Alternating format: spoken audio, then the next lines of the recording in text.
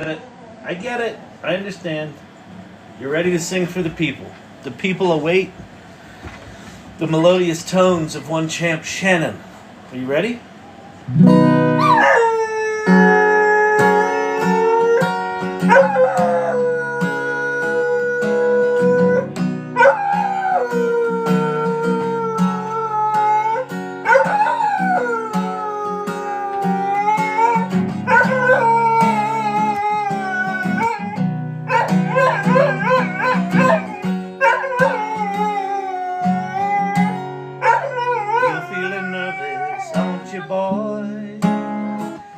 Quiet voice and impeccable style. Don't ever let them steal your joy and your gentle ways to keep them from running wild. They can kick dirt in your face, dress you down, and tell you that your place is in the middle when they hate the way you shine. I see you tugging on your shirt, trying to hide inside of it, hide how much it hurts. Let them laugh while they can. Let them spin a spin. Let them scatter in the wind. I've been to the movies, I've seen how it ends, and the joke's on them.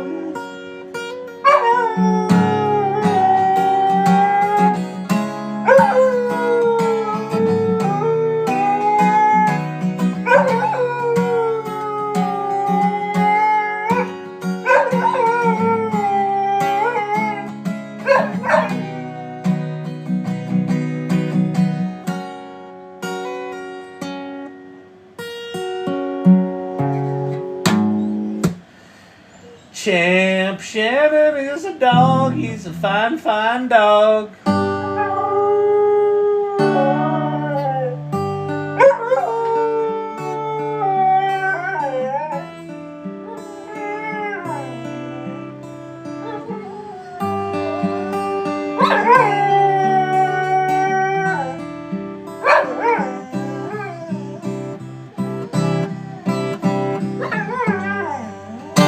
In this lonely town, I wonder when things are gonna change. Dream my life away, change these dreams of mine to a bunch of dust clouds. Get my nerve up, but my past is pulling me down. Wondering how long this black sheep gonna stick around.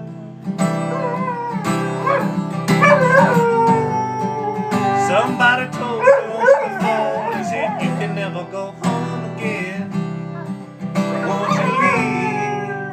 Say the things to steer me away, yeah, from the truth of who I am and what I believe. So I thanked him for his 2 cents with a handshake and some sympathy, yeah. I packed up my blue jeans, headed for this big prize of my freedom.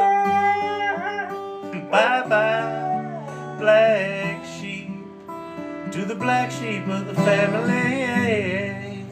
Bye-bye, for it means so very much to me, yeah. Bye-bye, black sheep, to my friends and my family. Bye-bye, I gonna off and set my soul, set it free. Free, times they were a-changing, a little bit of rearranging, take a couple chances, my progress on no advances to the price of my freedom.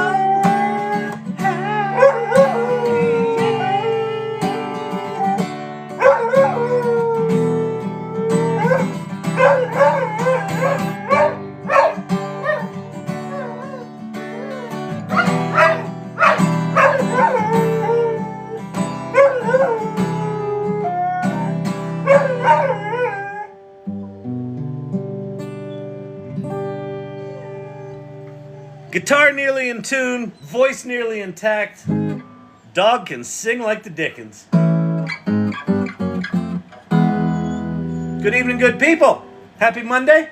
Hope you had a good weekend. How many people are in here? We got a pile of people in here. Welcome to the Janky Times. The times they are janky. Bob Dylan sang that back in the 60s. Not many people know that.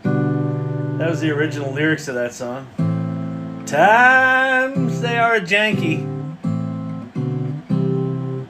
I was just 7 years old in the front row of a show that year down in the East Village, New York City. And he said, times they are janky. And after his set, I went up to him. I was like, what's your name, mister? And he said, Bob. And I said, hey, Bob. I said, I don't know what the word janky means, but don't you think it'd work better if you said times they are a-changin' instead of times they are a-janky? And he goes, you got a head on your shoulders, kid. And he slapped me and gave me a Shirley Temple and sent me on my way. That was the time I changed history.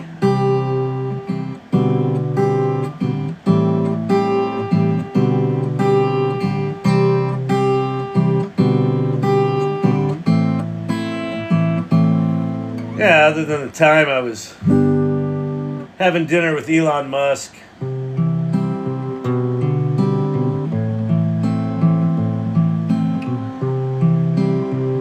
And he was like,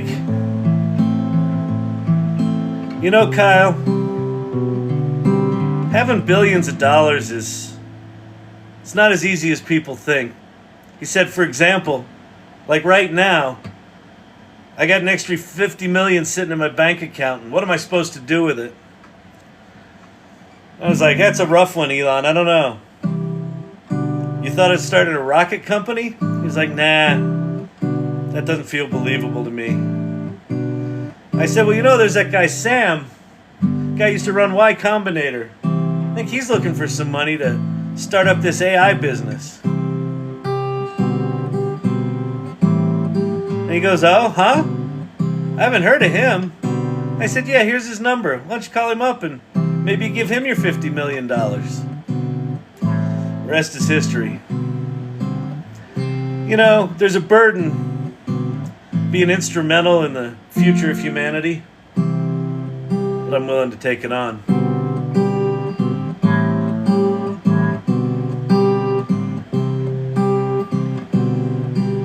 That's why I'm here tonight.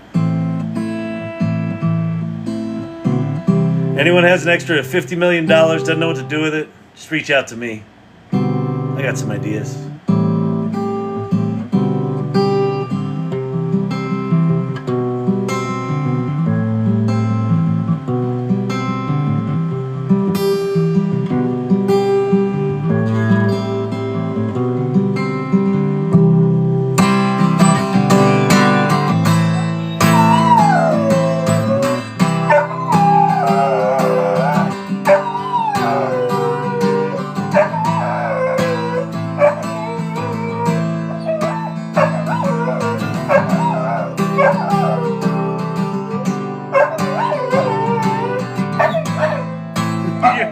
You're a strong man. History owes you. You're welcome, Dr. J. I mean, I don't like to brag. It's just facts, you know. You know, some people are like, oh, that's just braggadocious. And I'm like, I don't even know what that word means. I'm just spitting the truth.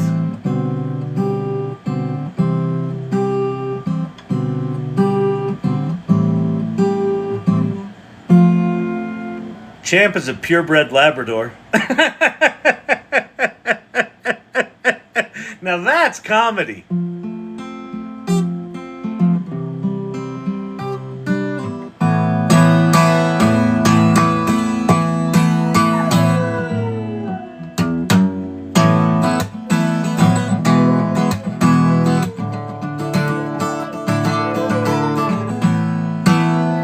I didn't mean to cause you any sorrow. I didn't mean to cause you any pain. I only want one time to see you laughing. I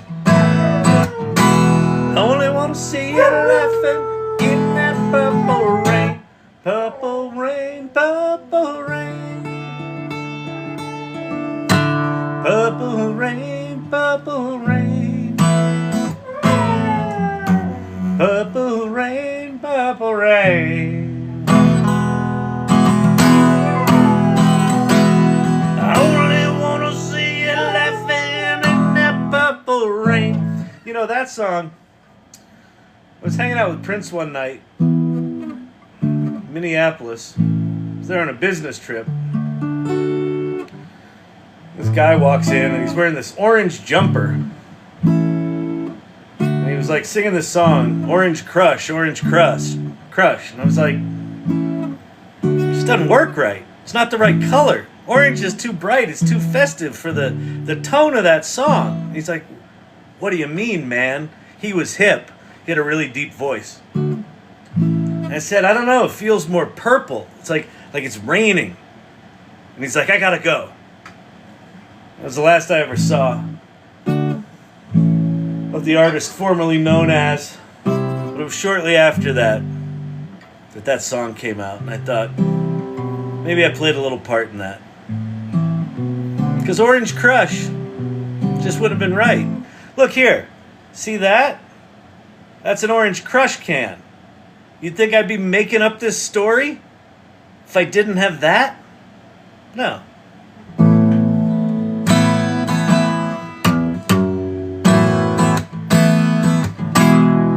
I actually did talk to Prince once. Talked to him on the phone. Talked to him. I talked to Howard Stern. Actually, Howard Stern was in my office when we were doing agency.com back in the olden timey days. But I talked to Prince. Prince had a very deep voice. Like, hey, man. It's like, whoa. Stands on a chair because it's getting deep. Kyle, tell us a story. I have been weaving some tales tonight, haven't I?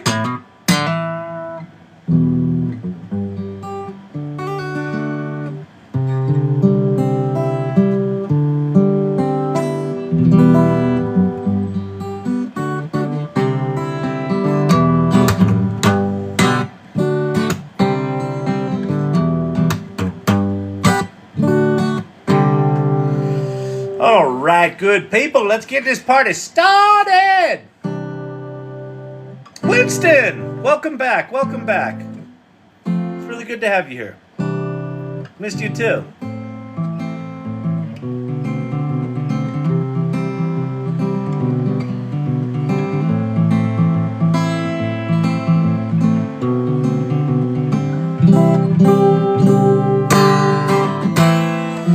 Yep. It is good to have you back, sir. Fantastic. That, by the way, this, I picked this up at a yard sale. It's from Super Bowl 12. And it is the Denver Broncos Super Bowl trophy / pen set. Number 522 out of 3,000. Can't just get those at any old fucking, you can't get that on Amazon. Nope. I do have it on sale for Facebook Marketplace, though. I had a guy that was about to buy it, and then he called me back and goes, my wife said I can't have it. So I put it here. Nice t-shirt, Mr. Shannon. I know, Blanton's. Look, this is a good one. Look at the back. Huh? Big old Blanton's. Thank you, Emilio's wife. Oh, man. All right, what do we got going on? Couple of things. Well, over the weekend, we have a new presidential nominee, so there's that. Oh, by the way, so I posted this on the AI Salon, but as of this morning, I was headed to Washington, D.C. tomorrow to speak to a bunch of congressional and Senate folks on Wednesday. The meeting was canceled. Womp womp. Apparently, old Benny Netanyahu is going to be addressing a joint session of Congress, and and apparently they're shutting down the Congress and the Senate to the public. So our event required access to those buildings. So possible I do a Zoom call or something like that. But that event went the way of the dodo bird as of like 11 a.m. this morning. I'm like proofreading stuff. I'm sending fixes to documents we put together, and then they were just like, and it's not happening. So who'd have thought? I know, right? Better you know now than after you got to DC. Yeah, exactly. And also, listen, if it's the kind of thing where they think security's got to be tight enough that they're going to shut down those buildings, it probably was not going to be all that fun to be around DC anyway. So there you have it. But that's all right. I don't get to tell senators that I think they should embrace the jank and have their first Kevin McAllister moment. You should see the requirements for AI remote jobs on USA.gov. AI remote jobs. Like meaning you've got to have 10 years experience? That kind of shit? That happens every new technology. We want to hire you to do this completely new, innovative technology, and you have to have 10 years experience doing it. But I thought it was new and innovative. Shut up! Yeah, exactly. Yeah. Well, that's the thing. I mean, like, one of the things I was going to talk about was to distinguish between the 30 to 50 years of AI that has preceded the ChatGPT era and what we have now. They're two very distinct eras of AI and very, very distinct skill sets. So if you want to be building frontier models, then, go get yourself a mathematics degree. If you want to use ChatGPT, do what Jim Ross does. Made a song in Suno about items said in a consult call and gave him the song before the call was done. Impactful. There you go. What was it? It was lyrics full of things like padlocks and angle grinders and auctions and amortization schedules. That's fantastic. Oh, man. There was actually a very cool post on the Twitter. Elon Musk likes to call it the X.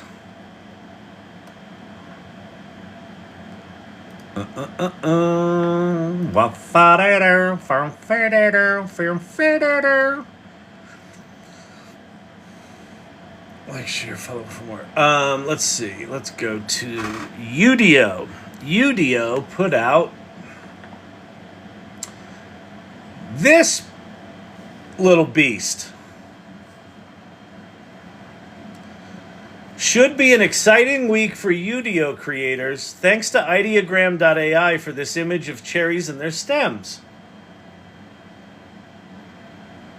Oh, keyboard cover time. Yes, ma'am. Thank you, Vicky. Thank you for my second brain. I appreciate my second brain.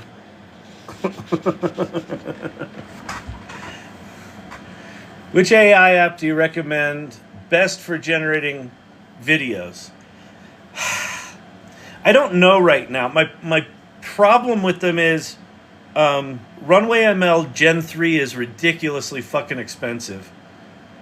I get 650 credits for $10 a month, and my credits just rolled over today, and so I had 630 credits, and I made one video, and now I'm down to 530 credits.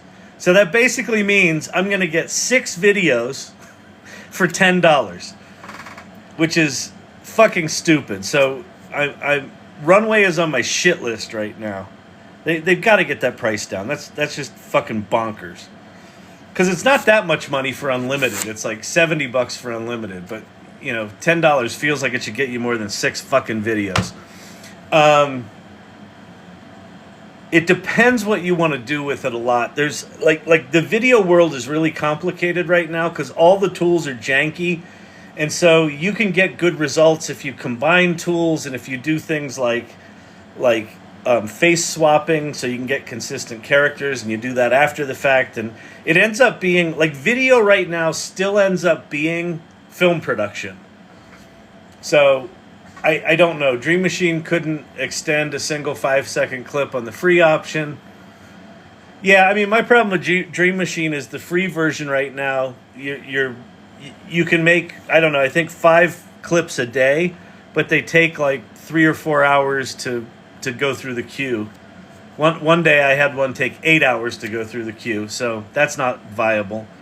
Leonardo's got some video tools. Kriya's got some video tools. Decohere's got some video tools. There's a bunch of tools out there. I would say right now, play with everything and try to find something that's not ridiculously expensive. And just be patient. Like, don't expect any of the video tools to give you something that is not fundamentally disappointing. Back to Janky Tales. Back to Janky Tales.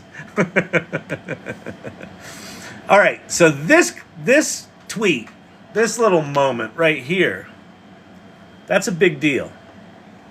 Why is that a big deal? That is a big deal because of these things, not the cherries, the stems. So if you don't know anything about music, stems are the different tracks that make up a song. So if you want to publish out a song and you want people like DJs and things or other musicians to be able to easily remix it, you release what are called the stems, and those are kind of the mixed versions of all the different tracks. So you have your stems for the drums, and your stems for the percussion, and your stems for the bass, and your stems for the guitars and vocals and all that sort of shit. And then people can take those stems like little Lego blocks and they can mix them. So it sounds like what's coming from Udio this week. It should be an exciting week for Udio creators. And I know, Vicky, you pronounce it Udio. That just sounds wrong to me. It sounds like I'm saying something dirty. So I'm going with Udio.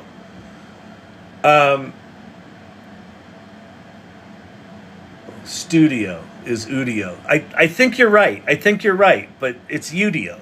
I'm going Udio. We're not going to talk about this. This is not a democracy. I'm a dictator with the pronunciation of this particular word. Udio it is. Okay, we're good. Anyway, I think they're getting stems. We're getting stems. So what that means is you're going to be able to make a song, and if you don't like the vocals, you can redo that stem. Or if you don't like the bass, you can redo that. Or you can turn the bass into keyboards, or whatever the hell you want to do. You can tell all about it in your Uber. Oh, that's just rude, Brandon. See, now we're getting pronunciation police coming in here, trying to smack me down, put me in pronunciation jail. We live in America. Our consistency in pronunciation is all over the fucking map. I wouldn't want to learn English coming from another country because we're just a heaping, steaming pile of trash here in this country. So I'm going to stick with Udio. I'm doing it. I'm also calling it ideogram, not ideogram. Some people call it ideogram. It's Kyle's show, and he can pronounce it how he wants. That's right, Source Camp. You tell him. Janu, that's the French pronunciation. Hey, Alan, what's happening? You put the emphasis on the wrong syllable, Kyle. Exactly.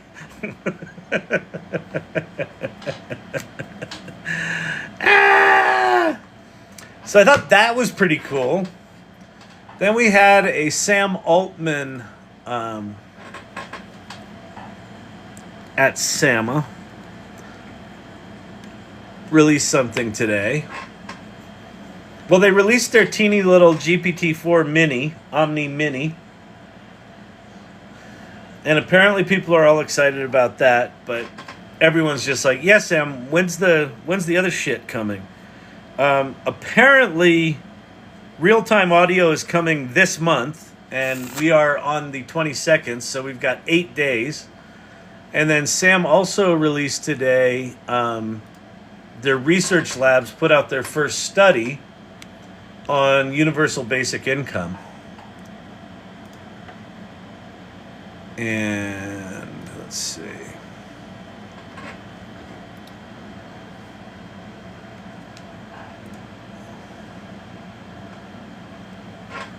How does unconditional cash affect employment? Employment rates and work hours rose substantially over the course of the study for both recipients and control participants, but the increases for the control participants were larger.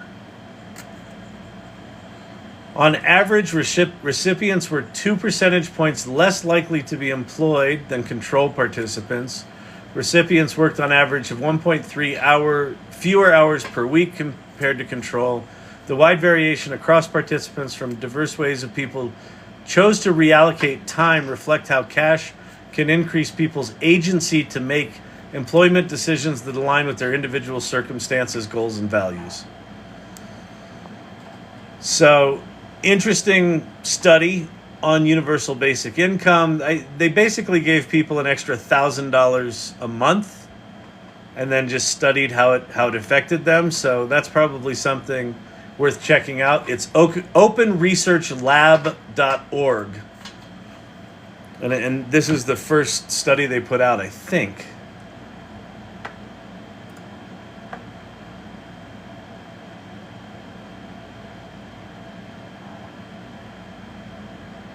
$3,000 people received monthly cash transfers for 3 years. Why wasn't I in that study? I want an extra $1,000 a month for you could study me. Dang it. Oh man. So anyway, the new Llama 405 billion parameter thing, I think came out or it leaked. Llama 3.1 leak outshines OpenAI's GPT-4, but apparently it's giant, so you can't just install it on any old machine. And then my Twitter just turned into Biden dropping out. So I actually, there might be major AI news, but all I could see was we have a new we have a new candidate. Yay, boo! Yay, boo! Oh, you don't think we're studying you, Kyle? Oh, I know I'm being studied. This is a fucking case study in something. Neurospiciness. We like the neurospicy here. We embrace it. Why not?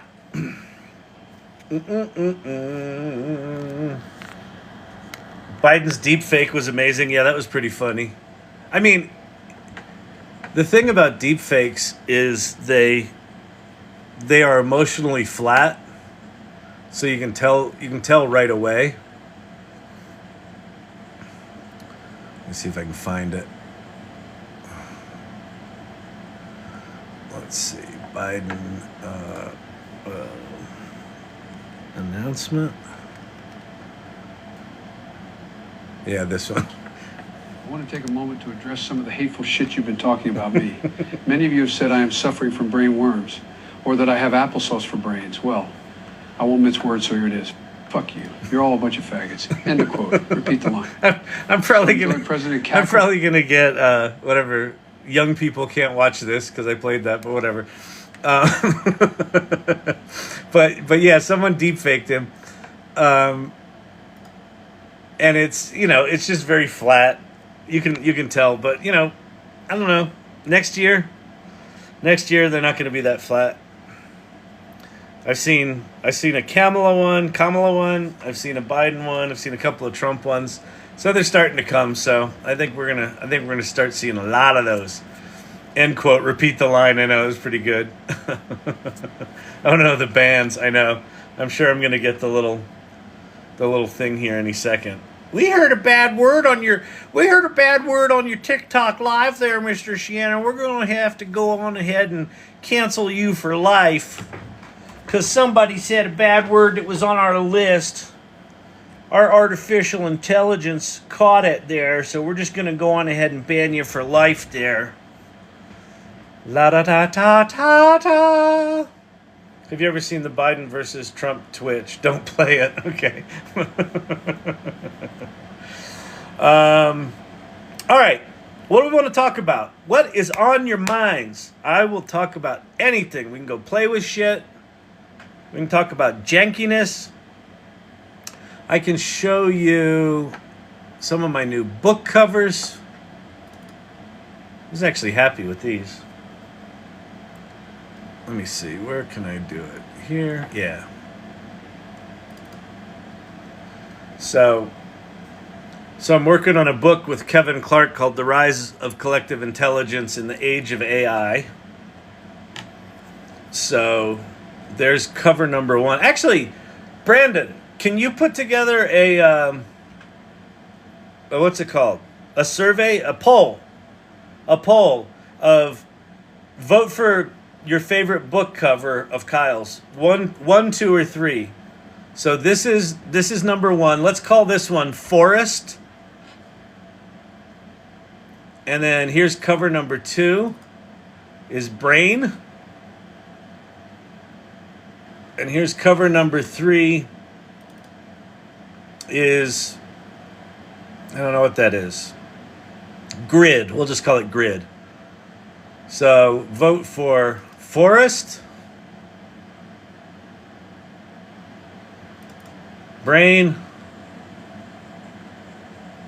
or Grid. 1. Forest by a mile. 1. I like the blue-green book cover. That would be Forest. This one? This is the one that... Yeah, well... All right, Frank doesn't go to Washington. No, Frank didn't get to go to Washington.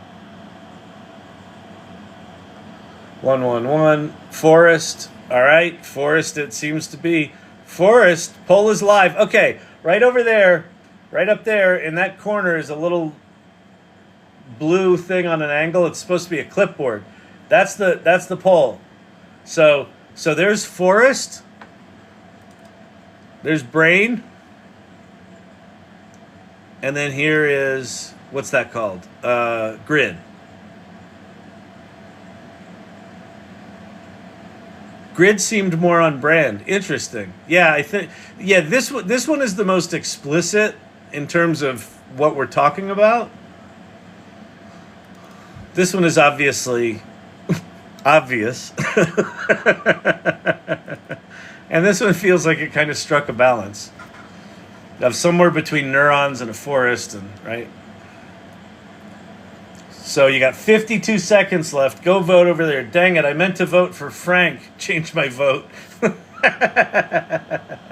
Forest seems less cluttered. It is. It is. And actually, all of the things point in toward the title, which is kind of cool. 1, 3 is visually messy, confusing, and cluttered. It's true. And this one's slightly too biological.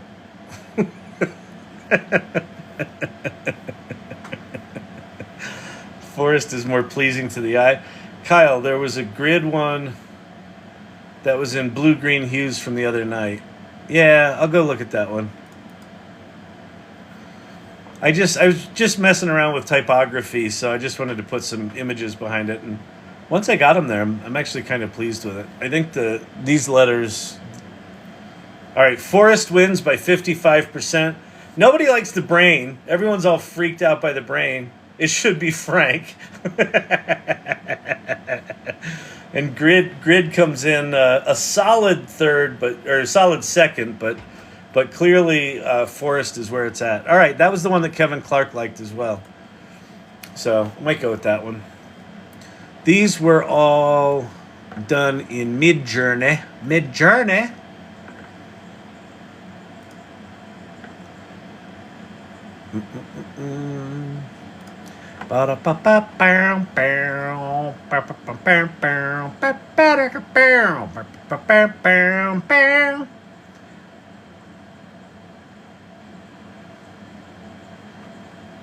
Those are some of the forest ones that were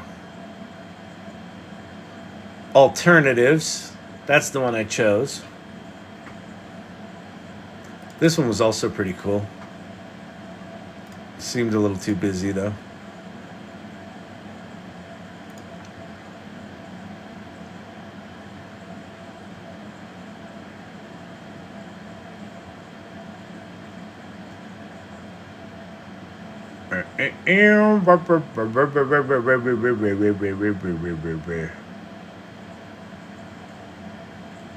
Oh, by the way, I'll show you something cool. How I got to a lot of these.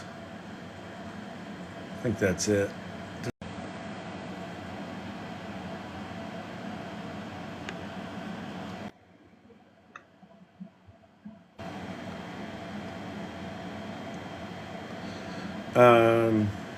I also like how forest looks like neurons. Yeah, I agree. Let's see. Did I have other things in here? Yeah. Oh, these were some of the other ones I had. This one I kind of liked. But again, it's a little bit busy. There's a lot to sort of take in. That one was kind of cool. That was one that could be okay, but it's a little abstract.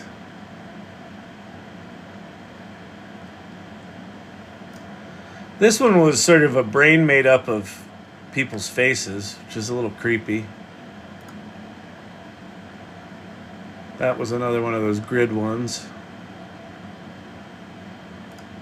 That one's just fucking terrifying. all of these were pretty terrifying.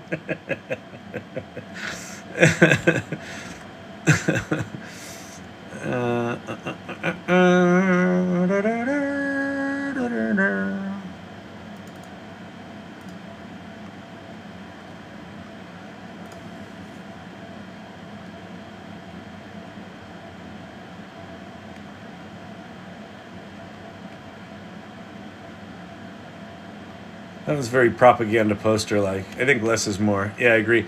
So let me show you. There's a cool thing that Vicky taught me. I think it was Vicky. Yeah, it was Vicky.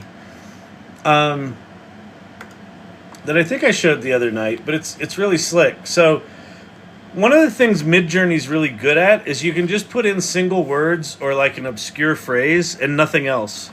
So one of the things I was playing with was typing in collective intelligence,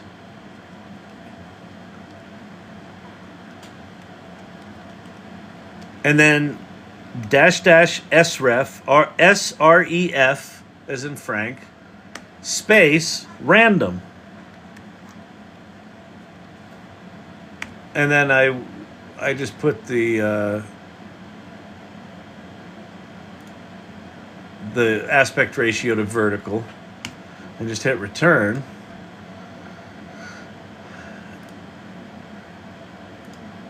And then let's see, go --sref random, and then let me copy all of that and then just paste in like 5 of those in a row. And then it will sort of do its thing and sort of figure out what it thinks collective intelligence means, and it'll pick a style.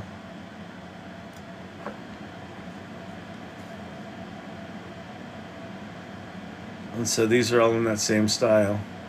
It just does random images from a single word. Yeah, exactly.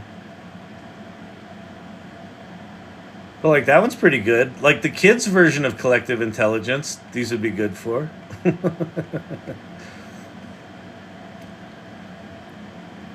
Like that one's pretty cool. That could be a really interesting book cover, right? There's plenty of room for title and stuff up above and below that thing.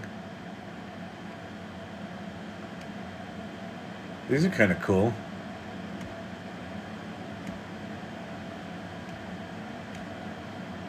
That sort of looks like a 1980s cover of 1984, George Orwell.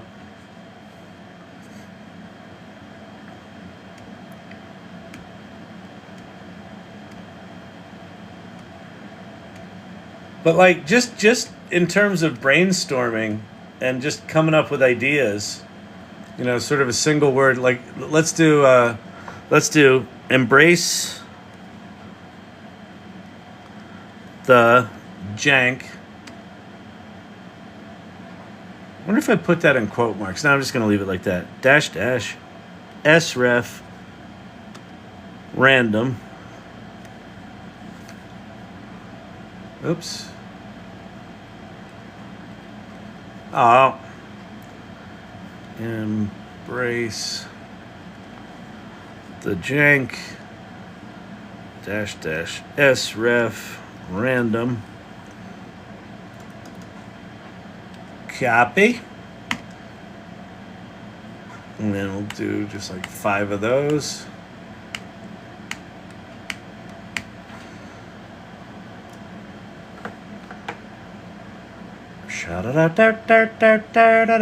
These are kind of cool. That one's kind of creepy. Creepy cool. What if you made a Decohere station for collective intelligence? Ooh, let's try that. Okay. So if you haven't seen Decohere, that's a really good idea, Silver Fox. Meow,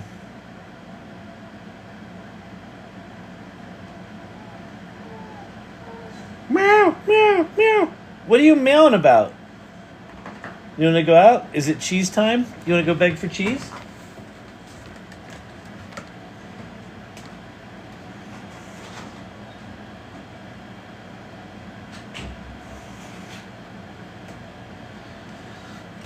Champion the cheese parade. All right. Wait, you have a cat? No, that was just Champy meowing like a cat. He was just whining. These are kind of cool. Love that style. And what's cool about these is okay, so I'm in, by the way, what I'm using here is Midjourney. This is the web version of Midjourney. And over here on the right, there's the prompt I used. And then it assigned, because I did sref random, it assigned an sref. So if I want to do a new one, but follow that same style, I can click on Embrace the Jank. Oops. Let's see. I think I have to be back here. Oh, those are cool. So if I click on Embrace the Jank, it'll populate this up here. And then if I click on this sref, it'll automatically put it in.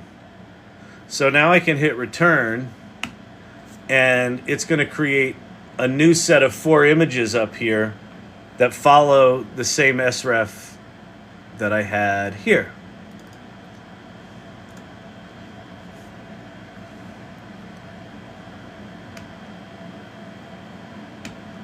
Oh, these are Embrace the Jank.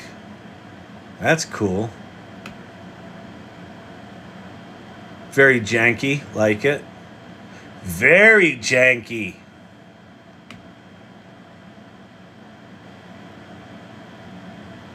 And you know, this is, if you understand anything about how these AI tools work, there's a thing called the latent space, and the latent space is this big mathematical, crazy, 1,000-dimensional mathematical space that has all these points that, in the case of words, are semantic groupings. In the case of images, are sort of image groupings or image like subject groupings. I don't quite know how it works. But when you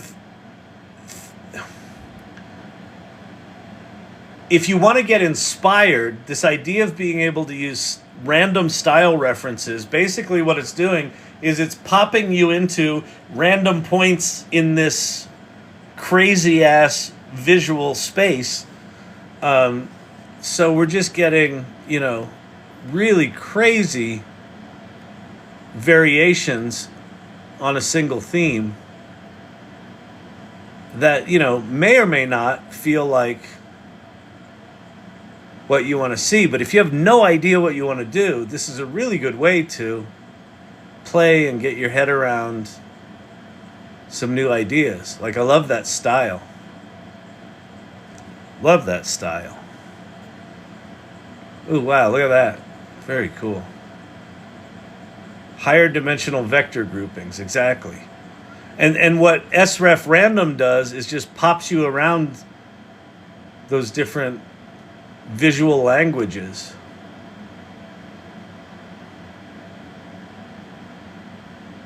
Love that.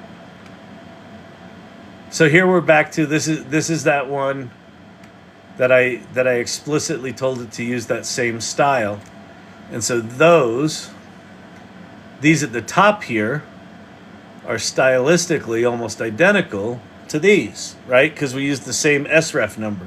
So you can use sref random to find a style you like, and then just click on collective intelligence, and then click on the style ref, and it'll give you that specific thing. So now I can go, let's see, embrace the jank in this style. And that's going to go off and do its thing now. Collective intelligence plus mycelium plus avant-garde plus special. Oh, plus spatial. All right. Wait. Collective intelligence plus mycelium. 2 L's? No. Plus avant-garde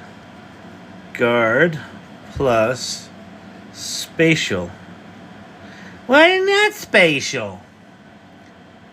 And then I'll do dash sref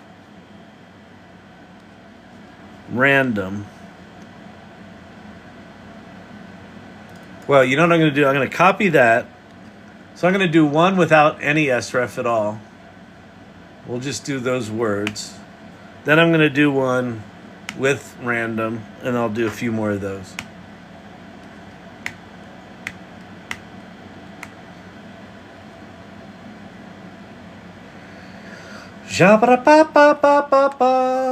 Dr. Bod, hello. It has been a while. It has. Welcome back.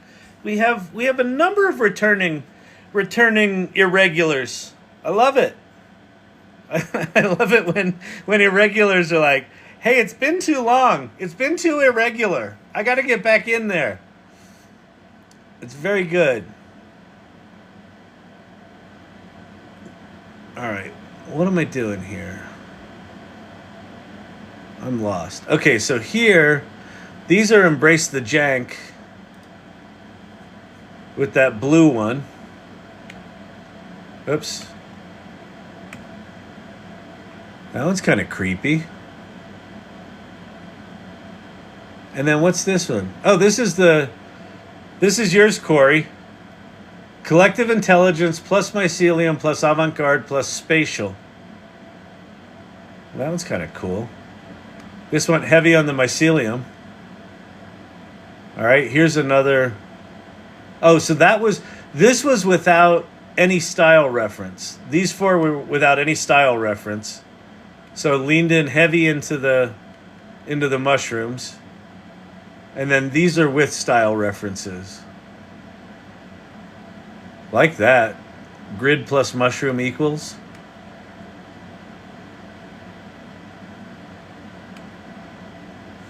Ooh, that's cool. Love that. Look, the drawing here and then the mushroom sculpture that matches it. Huh. There's a hand with sort of a normal thumb. Looks like an art installation. Looks like every artist's Instagram close-up of their work. Ooh, these are cool. Here's one of those weird things where it gets in the latent space. It obviously trained on images that had, people's names at the bottom. So that's in the latent space.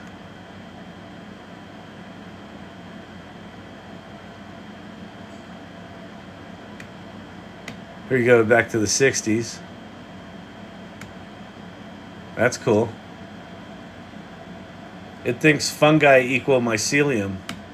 Yeah, I know. Well, let's just do mycelium. Did I spell it wrong? Maybe I spelled it wrong. That's another possibility. Mycelium.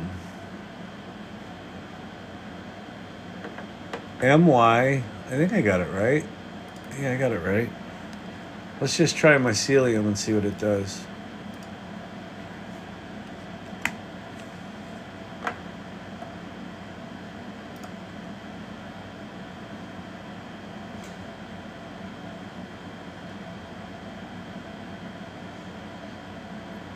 This shit's just crazy. It's crazy. Crazy, I tell ya.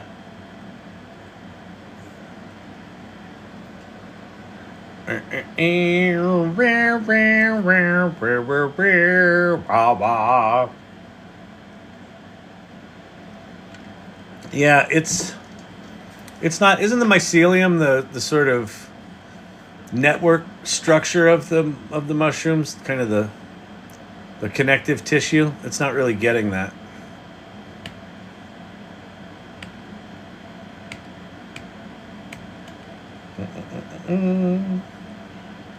All right, so let's go over and play with Decohere. Silver Fox had this idea. So, okay, so where we just were was Midjourney. As you can tell, Midjourney is very, very powerful. It's very fast. It is incredibly rich in your ability to just kind of mine ideas that you didn't even think of. You can be very intentional with it. You can be very non-intentional with it, and just sort of let it take you places, which I think is a fun way to use these tools in general. You can do that with words. You can do it with images. You can do it with music. This next tool, Decohere.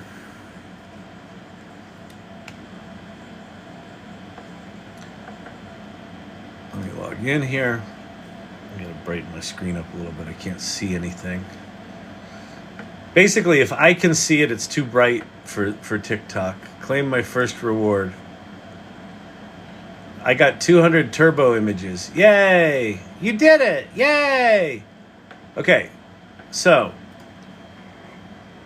one of the cool things that you can do with Decohere, I'm going to do a... Do I want tall or do I want wide? Let's go wide. One of the cool things you can do with Decohere is it's real time. So I can type in collective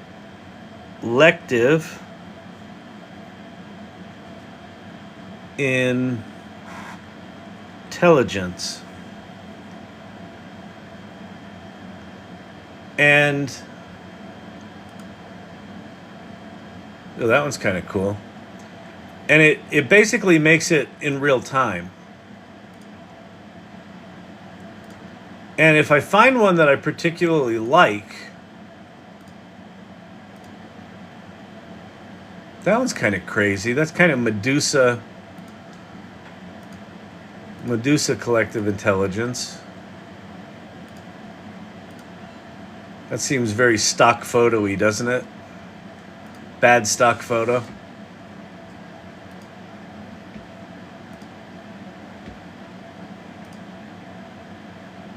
All right, that one's kind of cool. So Decohere can generate images really quickly.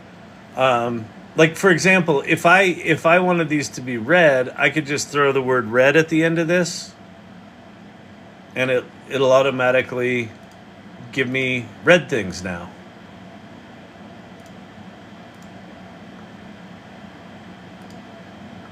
Or I could say collective intelligence wispy. And now all of the images will be inspired by wispy. And you just keep going, right?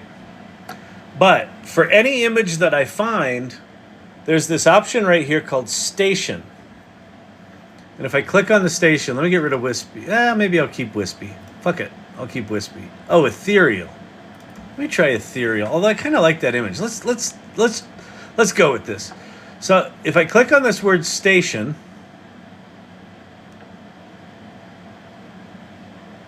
oh, apparently stations are no longer free.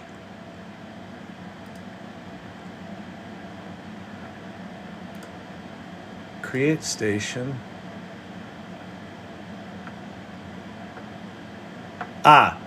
Creating a station from an image that I created is not free. Okay, so I've got to upgrade for that. Okay. So that's a bummer. Oh well. But what stations are, we're actually looking at a station, but you wouldn't know that. But for any image, if you go to the Explore tab at the top of Decohere, and it starts making images, we'll wait till we see something here that's kind of cool.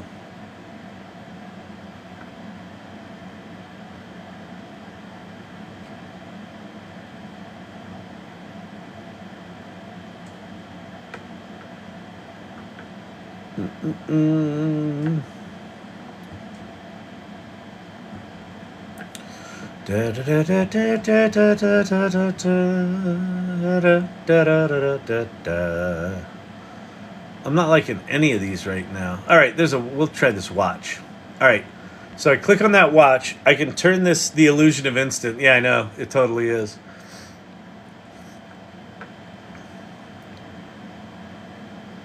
I can click on that, and this now creates what they call a station.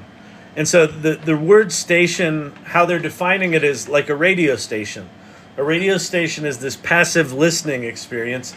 This is a passive image generating experience. What's cool about stations is I can copy this station and I can share it with people. I could share it with you. I could share it on the AI Salon, and you'll see the exact same images. We can actually look at the same images together. Yeah, Decohere is not safe for work. I would agree with that. It's really not safe for TikTok either. But you know me, I live on the edge. So, ba-da-ba-ba-ba-bum.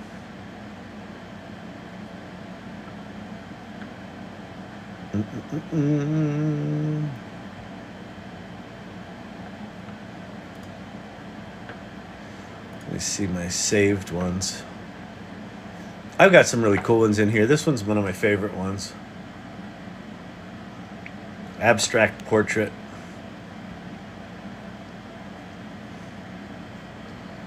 It just does all these cool, very analog kind of things. I've always been super intrigued by analog representations in digital. Like with music, I don't like electronic music, but I love the idea of like using DJ tools to mix super acoustic sounds. And actually Maggie Rogers kind of came out and did that. Her stuff is this weird mix of electronic and analog. Or acoustic.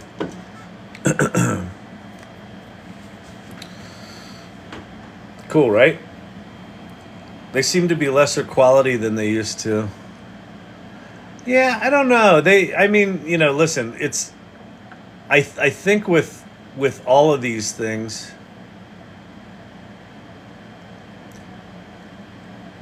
I mean, if you're relying on the public in general is going to be lazy in how they prompt. So most of the crap you see on the Explore side is going to be really shitty. But you'll occasionally see something good in there. Like if you take more than 3 minutes like I do, you'll be able to find some good stuff in there. And if you pay for this subscription, you can make your own. That one's pretty cool. Let me make a station out of this. Create station. Someone just sent me a gift. Thank you very much, whoever just sent the gift. Madcap, thank you very much. Appreciate that. I don't see them all the time, so if you sent me a gift and I didn't acknowledge you, my apologies for that. Just sometimes I don't see that shit because I'm off looking at that screen over there. How's the Gemini Bear these days? Gemini Bear's good. Hold your mouse over the X just in case. Oh, to shut it down. Uh-oh. I hear Champy wants back in. Hang on.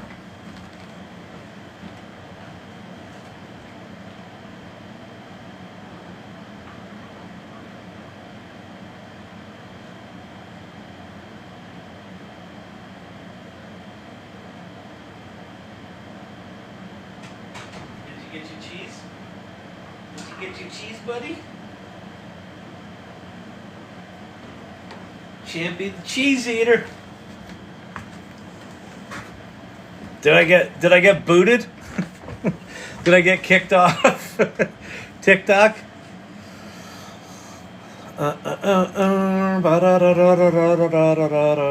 My interpretation of your book covers in show and tell. That's cool. Let's go look at that.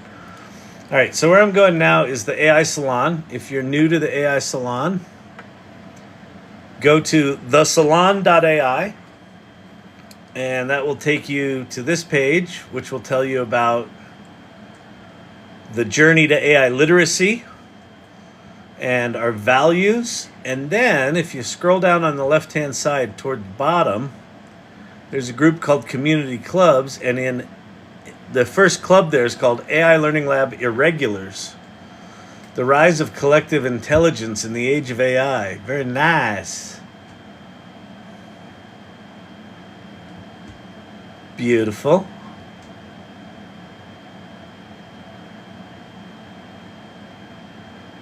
Bot shit is better than hallucination. That's pretty good. Yeah, the hallucination word is a really interesting one because it's like, if I'm trying to do something creative, hallucinations are good. They're going to give me shit that's creative. But if I'm trying to do something accurate, hallucinations are bad. So I think bot shit's kind of nice. It gave me bot shit again. What am I going to do? I have so many AI subs that I've forgotten which ones I've subscribed to. I'm totally like that, forever hooked. I actually just canceled 3 of them. I forget which 3 I canceled. I don't even remember.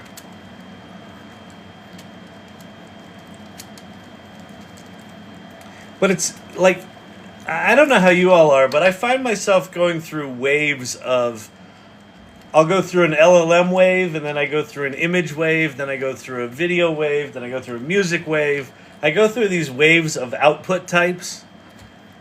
And then when I'm in one of those waves, I kind of completely ignore the other tools and even forget they exist and forget that I subscribed to them and why they were so cool in the first place.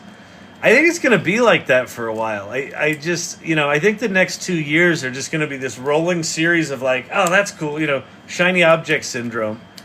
While we wait for these tools to become consistently professional.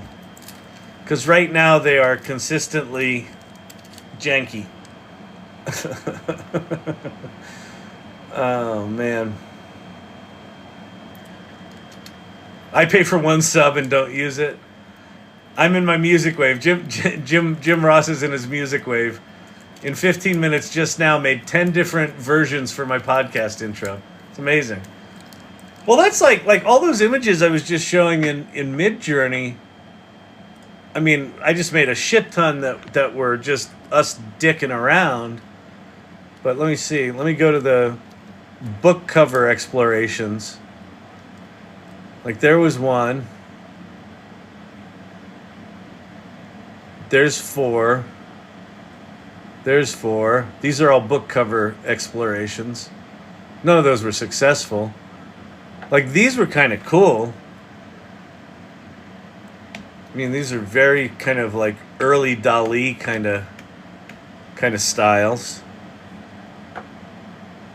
But like, just the ability to just go crazy. Like, these are all book cover studies. These are all book cover studies. Those weren't. Those are. It's just crazy.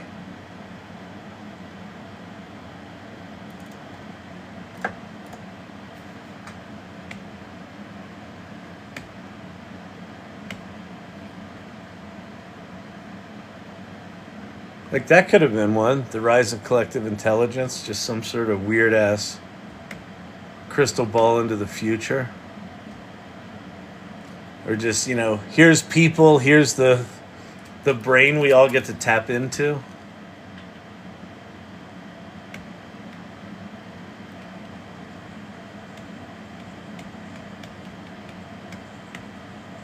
That was one that I thought was pretty cool. A little busy, but you know. I have Photo Elite. $55 not well spent.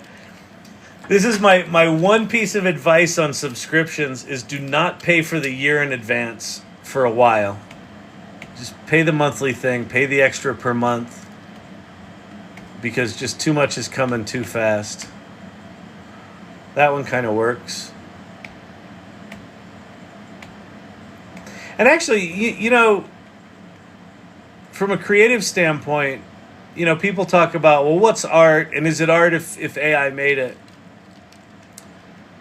Part of art is curation. What do you choose to show the world, right? What I chose to put on my book cover was that image right there. No one, other than in this live, no one will ever see that image, but that could have been the cover of a book. That could have been, that could have been, that could have been, that could have been. You know, it's like, for all this stuff here, part of art is the moment you choose to stop, right? You choose to go, oh, that's done. Or that's going to be it. Is that the rabbit R1 over your right shoulder? Yes, it is.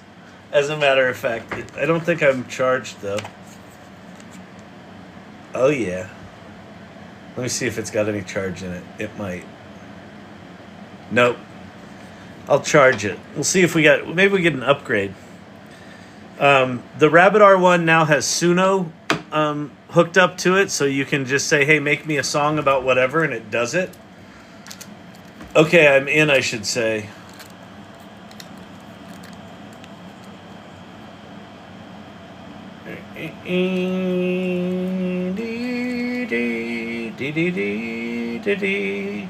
Art is a feeling. If you feel something, then you experienced art. On the receiver side, but as an artist, on the expressing side, art is when you choose to share it. Well, you choose to make it, then you can choose to not destroy it, then you can choose to share it. And if you're a good artist, well, not a good artist, if you've got a healthy relationship with your art, when you share it with the world, you let it go. But that's really hard to do. Fucking ego. Fucking ego. Like the silence between the notes. Exactly right. Yeah, exactly. Made it here this week. Welcome, Jason.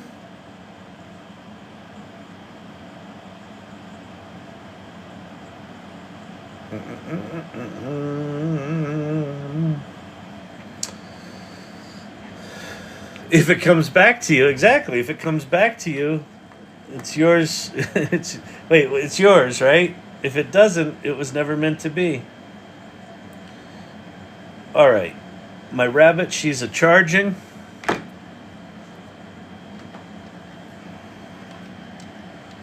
Jason wondered where you were. It's going fine here in Ohio. Nice. Welcome back.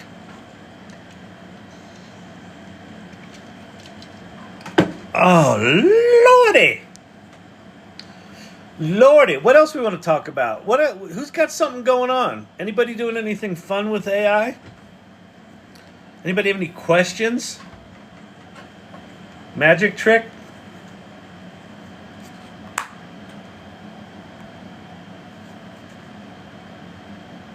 Have you ever used any automation tools? Yeah, I used, so, who asked that? That was Michael Montoya. I've used Zapier. Make is a very similar tool. Bubble, not so much. Bubble claims to be a low-code tool, but Bubble is more complicated. If you want to create a standalone application, you can do it in Bubble, but it's more complicated. Zapier and Make, and there's probably another one or two. If this, then that, I think, is one that's in the neighborhood. When I first started getting into AI, I was doing a lot of automation, a lot of it. Because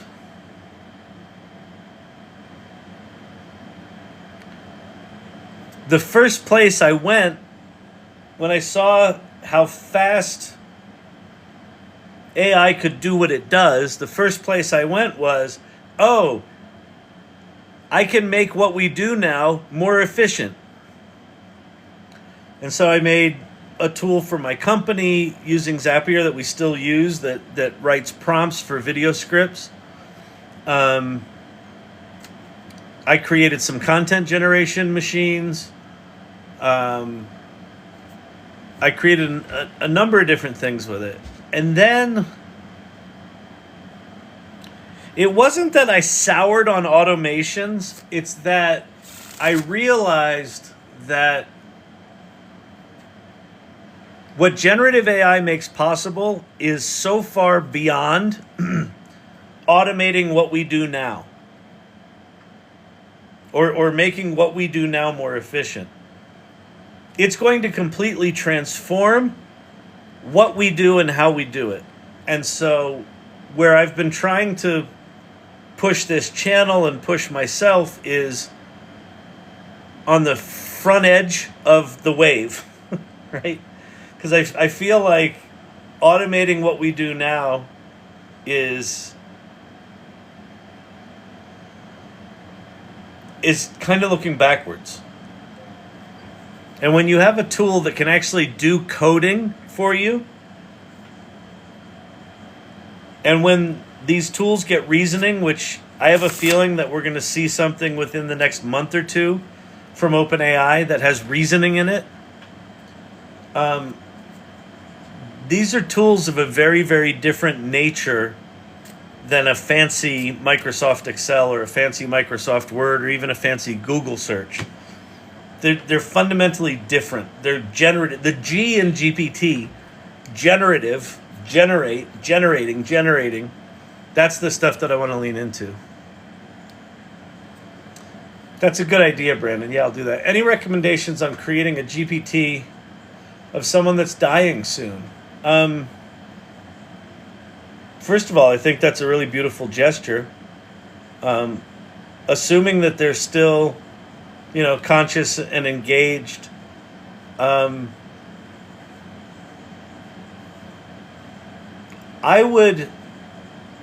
there's a couple of things you can do.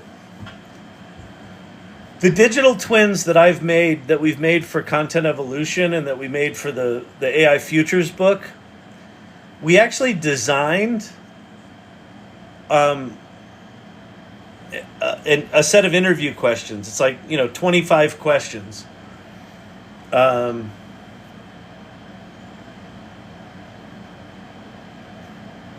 Wait, Brain Works Great is my grandma. Oh, cool. Who's in here? Oh, that's amazing. So there's a couple of ways you could do it. If the person can still talk and can, still have a conversation, I would say just record a bunch of conversations. And if you put together a structured interview, like we went to ChatGPT and we said, if we wanted to create, before she dies, I want to create a GPT of my grandma. Yeah. So I would go to ChatGPT and I would say, I want to create a GPT of my grandma, assuming she can still talk, create a set of questions that capture, that ask her questions about her childhood and her favorite memories and all that sort of stuff. ChatGPT can help you create a structured interview that's got different sections in it. And I would record them in video if you can do that. If not, you can get writings of her. You could also do interviews of other people in the family about her. But if you can at all, capture her talking in her voice and do it on video. You won't use the video right now, but it's going to be valuable in the future. Clone her voice as well. Yeah, exactly. But capture it now. And then you can take that transcript. So how we made our digital twins is we recorded everyone answering these 25 questions. We then transcribed the video and got a transcript, and then we used that transcript as the basis for a digital twin. As soon as viable digital twin technology comes along that can talk and move, we'll take the video that we recorded and use that as the training video to create a talking version of those digital twins. Right now they're text only, but they're remarkably good. Like, they're really good. And if you design that set of prompting questions in the right way, and get her to answer those questions, you'll be able to capture a ton of stuff. You could also take, if she's got any writings, or journals or things like that. Don't forget, ChatGPT has vision, so you could take pictures of handwritten journals, and ChatGPT can convert all that. Kyle, serious question. Should she also record a consent statement for use for the future? If it's her grandmother and it's like, it depends on the usage. I mean, I suppose it would be a nice courtesy.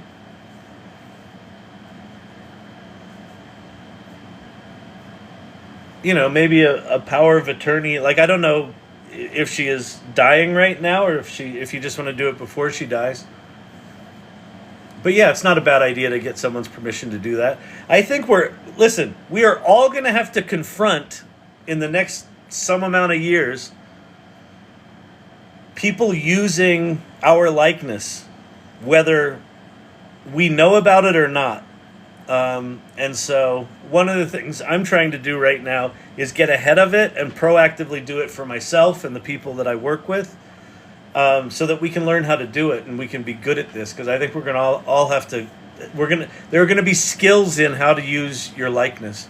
ChatGPT came up with a great structure when I recorded my mom when I thought she was going to pass. There you go. Perfect.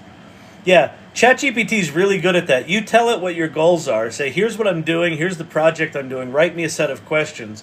It'll be really good. And then go through there and just edit them. Like, if you don't like them, throw them out. Add other ones in. You can't create a Hey Jen video of someone else yet, for example. No, you can't.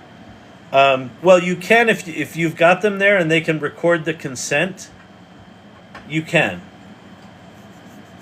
But yeah, in general, they're trying to be safe about that, which I understand. We did one for this teacher for Monique's kids' school, and we got rejected by Hey Jen. She recorded the consent, but we got rejected because they thought she was someone famous. She wasn't, but she looks like someone famous. I'm recording me reading children's books for my grandson due in November. Oh, that's awesome. Wonderful. Love that. Yeah, and again, play around with these tools and play around with making digital twins of yourself. And, Lori, do an 11 Labs model of your voice, and then you can send stories to your grandkid that'll be spoken by you. Or you can just send them written stories and they can use 11 Labs Reader. Oh, that was the other thing that came out today. If you're on Android, 11 Labs Reader app came out for Android today as well. Can you talk more about how you use your likeness to get ahead of the curve? Yeah.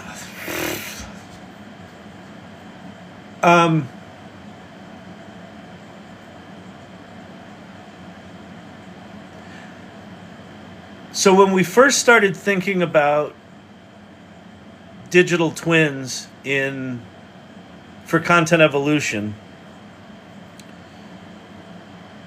the original idea was we've got this federation of different companies and different professionals. And one of the things that we've always wanted to do within content evolution was make it easy for someone to figure out who they should talk to. If I'm facing this problem in my business, who within content evolution would be good to talk to? And our initial instinct was, let's go scrape LinkedIn, right? And in LinkedIn, you've got their work history, and so you could be able to say, hey, if I'm dealing with this kind of problem. And then we thought, well, maybe it should be a combination of LinkedIn and what they've written. So, because some people in content evolution have written books, and some people have got, lots of publications they've done and blogs they've done and shit like that. And we kept sort of nipping around the heels of this thing about what do we use to represent the person? Like, how do we get ChatGPT to understand the person? And what struck me one day, I was talking to Kevin about this and what we wanted to do and how we wanted to use these things. And what struck me was all of that stuff that we were going to build these digital twins on was done in the past. Your LinkedIn is a historical record of shit you did before.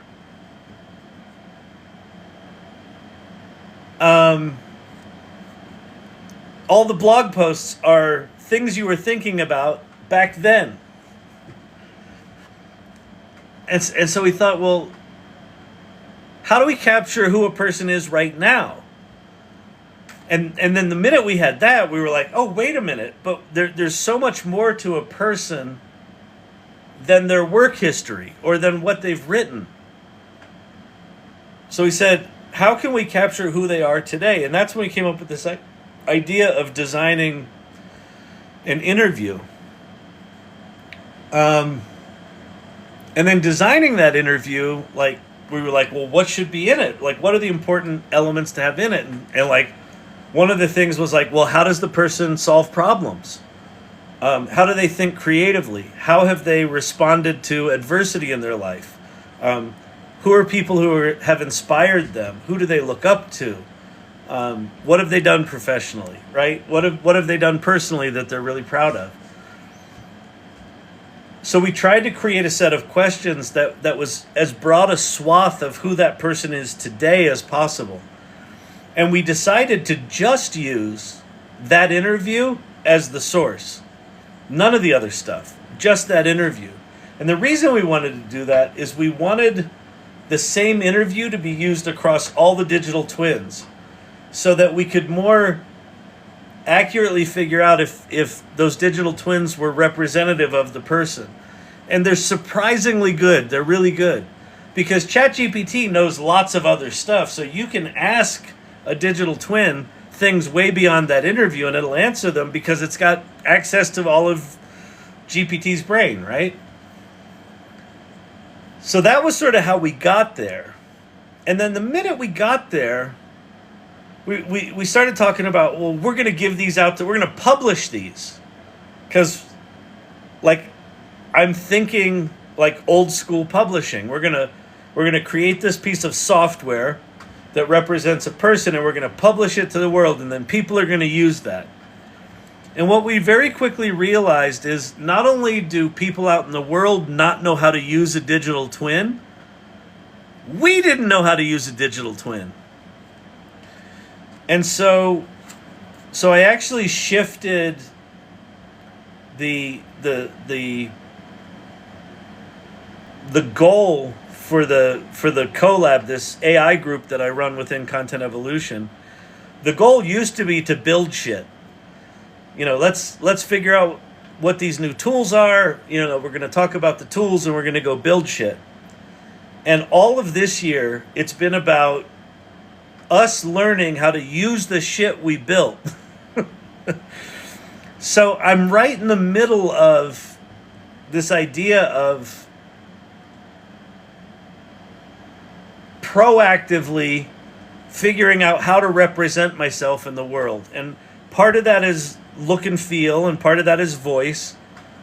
But most of it right now, in terms of tangible, interactive stuff, is just text. And that's going to evolve very, very quickly. But I think starting with text is a good thing. So anyway, Kyle, is a digital twin akin to a custom GPT, but with specific reference sources? Yeah, that's exactly what it is.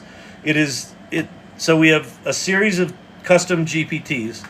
We have one per person. So we've got like 22 digital twins.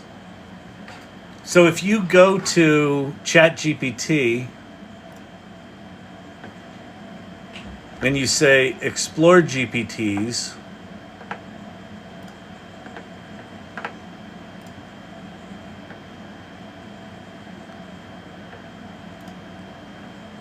let me see if you type in digital twin. Digital twin.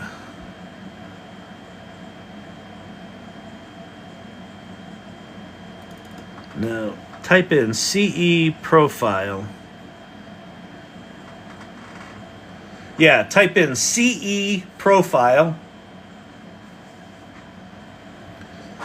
And then you'll see a bunch of CE profiles. There's Cindy Kuhn, Clark Haywood, Mike Wing, Joe Gamble, Todd Hoskins, Kyle Shannon. There's my digital twin. So you can go play with these digital twins right now.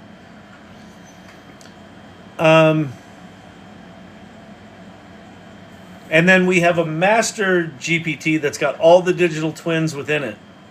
And that one's really cool because for that one we can say write an article and grab a quote from the three people that are most qualified to talk about what this article's about. And so right now we're just trying to figure out what is the purpose of these? And like, where is their value? And why would someone use this? And, are we going to use this? And is it of value to someone else to use this? And the answer right now is just a massive, I don't fucking know. I don't have a clue. How do you recommend people get comfortable with letting our likenesses out in the world? Well, so there's a couple of things about that, Cam, that I think are really interesting, because I've been thinking about this very much like, okay, what's the professional version of me? Like, one of the lessons that I learned when I did my CE, my content evolution digital twin, is that's a very professional group. And when I told people in here about it and they went and played with it, they're like, it doesn't say embrace the jank and it doesn't swear. It's not like you. And I realized that, there's different versions of me, right? Like as humans, we context shift and we shape shift. Vicky doesn't. Vicky was like, who does that? Who shape shifts? Who context switches? A lot of people do. And so I think one of the things that we as humans are going to confront is which version of us do we want out in the world in which in a certain context, right? If I'm trying to get a job, that's going to be a different kind of digital twin out there than if I'm trying to get a date, right? Or if I'm trying to, I don't know, hang out with my friends, right? Or, do something like that. Like I might have different versions of me. In kicking around the idea of digital twin management with Cindy Kuhn and HT Snowday, I think it was HT came up with the idea. He was like, well, wait a minute. Not only should I be able to have different versions of me, but I might want to have different fictitious characters that represent me, but no one knows it's me, right? So Cam Catkin from Cleveland, you might put out, a kitty cat that's got a really wild personality, and it's you, and you put it out in the world, and you let people interact with it, but no one knows it's you, but you're still managing that personality, that instance of you in the world. So I think this is something that is going to be incredibly creative, incredibly personal, incredibly expressive. I think that talking about capturing people before they pass, I mean, talking about capturing your grandmother before she passes, maybe you do 2 or 3 different versions of her.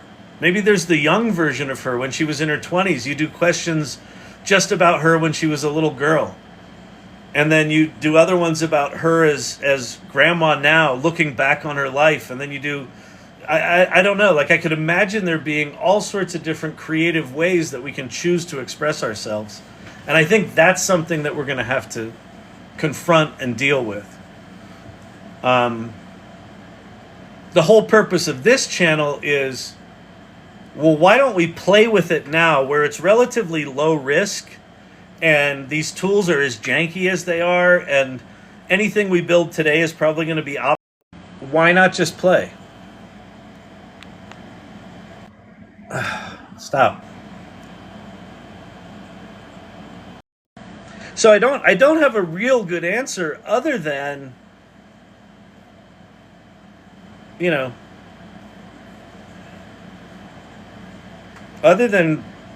start playing. Make a GPT of yourself. Figure out who is the you would want to be in your first digital twin and go make it. And I can show you how to do that at some point. It's getting a little late tonight to start one of those, but maybe tomorrow we can do that. Because I'm not going to be in Washington, D.C., so I will probably be here. Sam and OpenAI should really release digital twins. Yeah, they should. I mean, it's a relatively straightforward thing to do on your own, but it's not, it's not super intuitive to do it. I don't think people are running around right now going, wonder what I should do with my digital twin. This has been sort of a year and a half long evolution for me. Just trying to solve a very specific problem in this one organization and then kind of realizing, oh shit, like this, if you do your digital twin right, it can be really powerful and really fun. But what does that mean? Do it right. Do it right for who, in which context, all that sort of stuff. So, crazy times. All right. Let's see.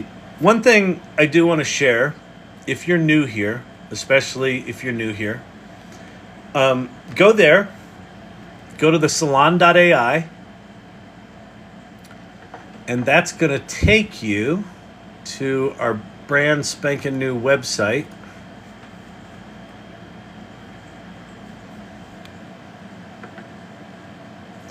And if you scroll down, it says join us, and this little button to the right says join our community of AI optimists. And if you click on that, that'll jump you over to the AI Salon. And the first place it's going to take you is to welcome to the Salon. Can we talk about GPT-4 Mini, please? We can. Let me just do a quick little run through the AI Salon. So when you get to the AI Salon, check out the welcome to the AI Salon.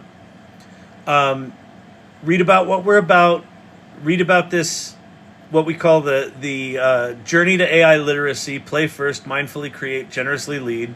Read about our values. And if you like those, then explore the space. The first thing you should do is under the community section. The first link there is introduce yourself. Is jump in and introduce yourself. Use your real name. Use either an avatar or a picture of yourself.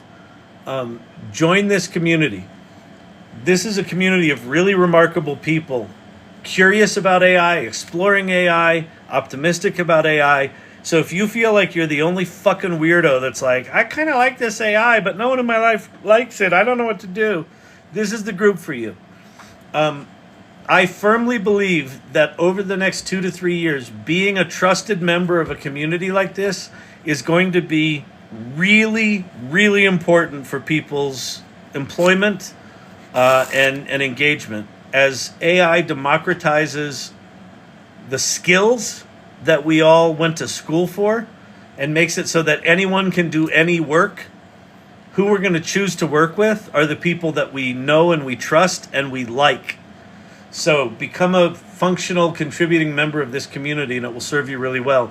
There's all sorts of cool things in here. There's a show and tell area. There are guilds, creative guilds, business guilds, tech guilds, and social impact guilds. There are clubs. Brandon just started a club called AI Life Hacks with Brandon and Claire. Dr. J in here and Brandon have started that club, so you can go share little life hacks. The AI Learning Lab Irregulars, we have our own club, so you can go play in there. So go check out the AI Salon and join it. It doesn't cost anything. Just go join it and have a good time. Jump in, be generous. All right? So that's that. Okay, let's go talk about GPT-4 Mini. Okay. So if you're at ChatGPT, they just launched this thing called GPT-4 Mini, which is, I don't know if this classifies as a small language model. You've heard of LLMs probably, which is a large language model. SLMs are all the new rage, and SLMs are smaller, more concise models that are super highly tuned to be good.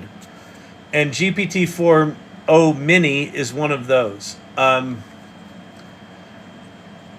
If you've got access to GPT-4 regular, Omni,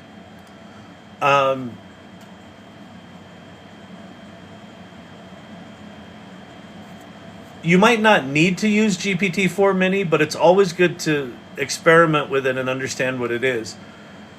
If you're using the API of ChatGPT, GPT-4 Omni Mini is about half the price of, or like 60% the price. It's much cheaper than GPT 3.5 Turbo, which is what a lot of ChatGPT-like applications that use OpenAI's API were using GPT 3.5 Turbo. And this is cheaper than that and significantly better than that. It works just the same. If you flip over to GPT-4 Mini, you can do things like, you know, hang on, I gotta sneeze. Do I?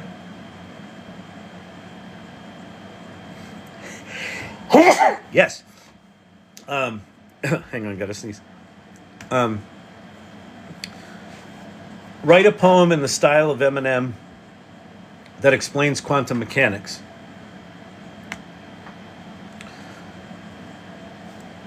So GPT-4 Mini is very, very fast. You saw how fast it did that.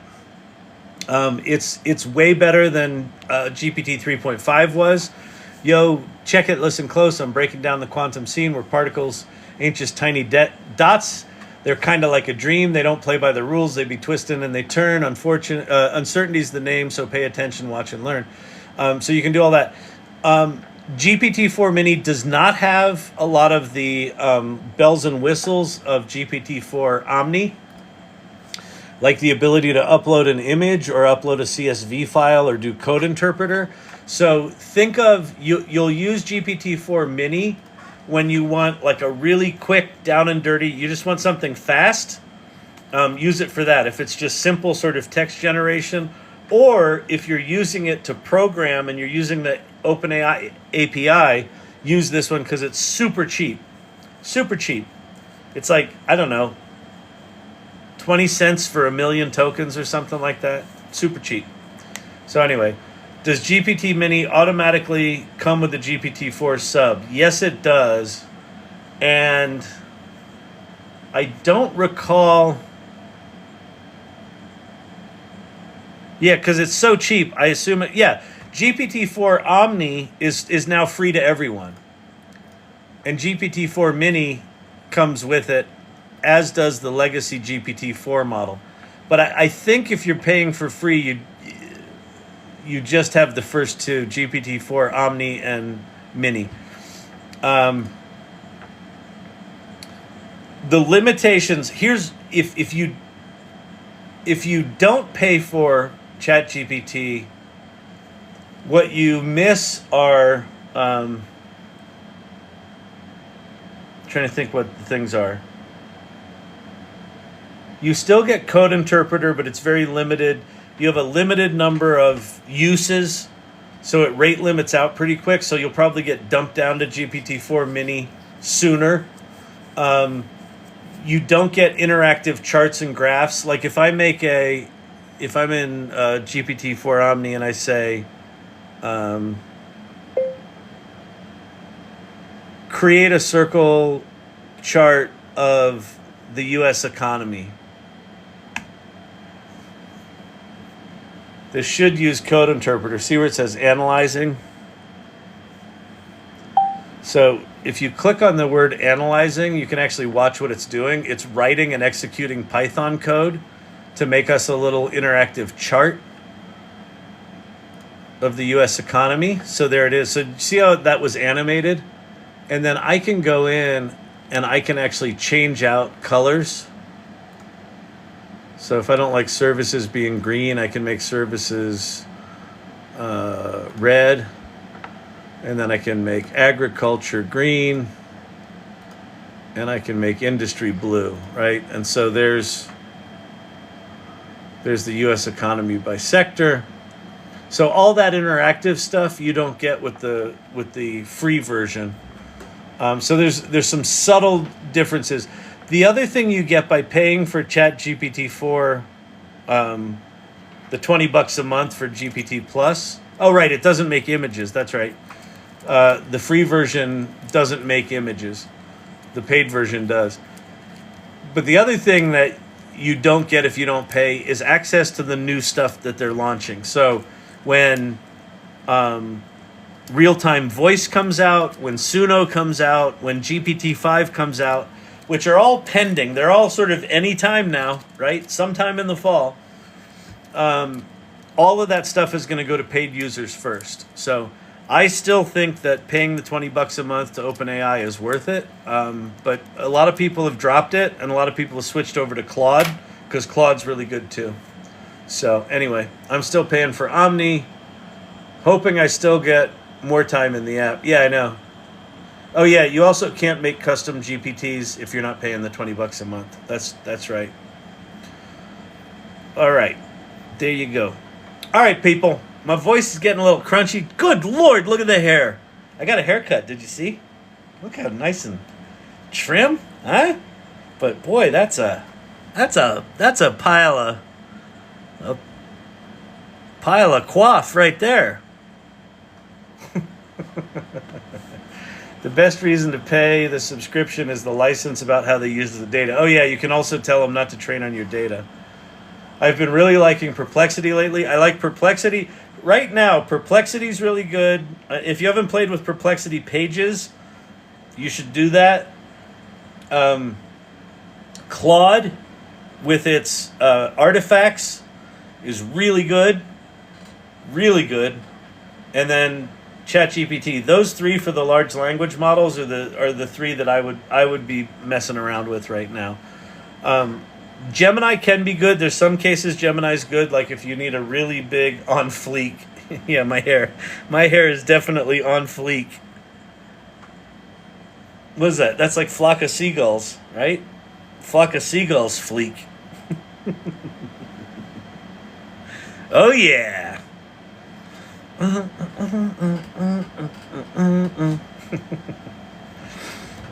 right. So, go check out the AI Salon if you haven't done that. The Salon.ai, looking sharp. It's looking something.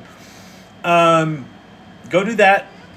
Follow my channel if you want. Subscribe to my live if you want to support the channel.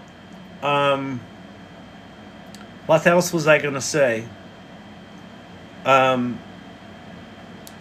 Most important thing you can do, I'm here 5 nights a week. And you'll probably notice if you're new here that it seems like there's a lot of people that kind of know what's going on and they're answering questions for you and their mods are pinning things. Those people show up here night after night after night and you're like, well, that's weird. I agree. And I called them out one night and I said, you're weird. Why are you here? And the response was, we're not weird, we're irregular. So they're the irregulars. So how you become an irregular is you just keep showing up here. And if what's in your mind right now is, why would I do that? That's perfect. That's exactly where you want to be. That is the right question to ask. And if you still feel oddly compelled to be here, here's what you get. These nightly sessions become kind of jam sessions, kind of independent of what I'm talking about. There's all sorts of conversations going back and forth. People are on the AI Salon, sharing images, answering questions with one another, helping each out here, becoming friends, starting projects together. What this channel has become is a reason for all of us, myself included, to stay in this AI conversation. Because things are moving fast, and then they stagnate, and then they pick up again, and then it's all over the place. And everyone's trying to figure this stuff out. And no one, zero people are experts on this stuff right now. Anyone who tells you they're an expert is full of shit. Like, I spend an inordinate amount of time trying to keep up with this shit, and I can't. Like, not even close. Not even close. If I spent 24/7, I couldn't scratch the surface of it. And so what happens when you get in a group like this is Silver Fox will pay attention to this thing, and Vicky will pay attention to that thing, and Suzanne will pay attention to that thing, and everyone's sort of doing their own thing. And then when they talk about it, you're like, oh, that's a really good way of approaching that. Or I'll say something, and they're like, oh, don't forget about this thing, because they're thinking about it from some other direction. So I think being in a community is a superpower, and doing it on a regular basis and just being in the conversation, playing with these tools, building shit with these tools, talking about what you're learning. You will establish yourself as a leader. You might be like, but I'm not a leader. I hate leading.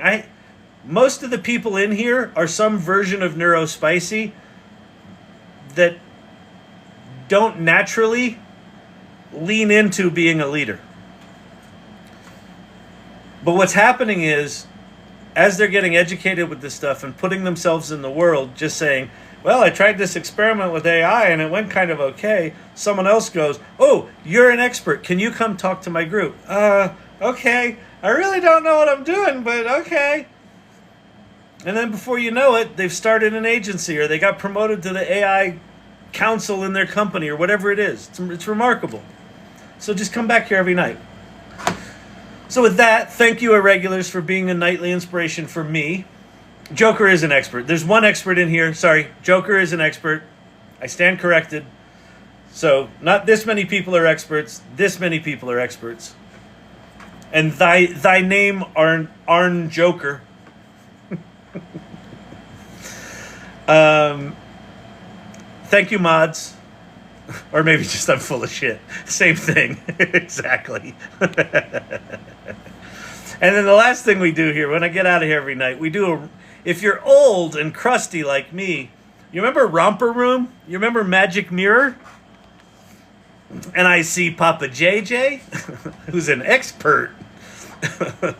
Emilio's wife, thank you as always. Silver Fox, great to see you. Steve-O, Jody Arse, good to see you. It's been a while. Alan, good to see you. Tams, Against the Norm. Got all the hits in here. Brandon, I am here to help. Very nice. Awesome. Silver Fox, what is that icon or whatever that was? That was cool. Emoji. TikTok Live Games. Can someone explain what privacy of using your data if you paid $20 for ChatGPT? In your settings in ChatGPT, if you paid your $20, you can flip a switch that says, don't train on my data. Be careful. If you flip that switch, it deletes your history. So, before you flip the privacy switch, if you want to do that, there's an option to export all of your data.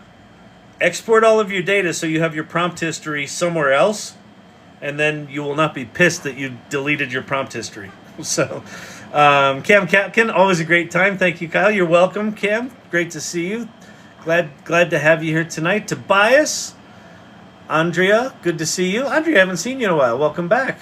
We had Winston in here tonight. Daisy May, Janu, lots of old timers newly back. Bob Hamilton, great to see you. Wolfman Clint, Dr. J in the house as always. Spin B3, TikTok Live Games. Winston, Good night, good night, good night. Welcome back, sir. Judy Arce. Joey. Joker against the norm. Steve O. All right, I think I am caught up. Another story. I've become proficient in small, useful use case for my business. That's perfect, the way to do it. You're a tab hoarder. I'm a GPT memory hoarder. Can't decide which memories to keep. Well, OpenAI has solved that for you because there's only 2,000 tokens. You get about 1,500 words, Brandon, so you can't have that much. So it's hard to hoard when your space is that small. Corey Sandler's in the house. All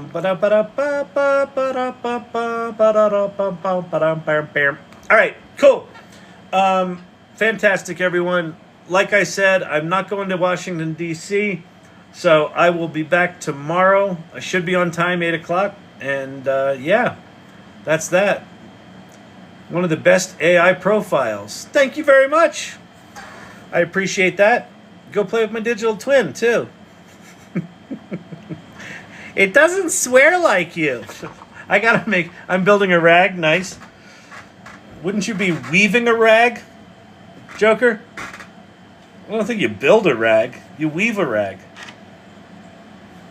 30,000 likes. Y'all are nuts, and I love it. Peace out, everybody. Have a good night. Bye.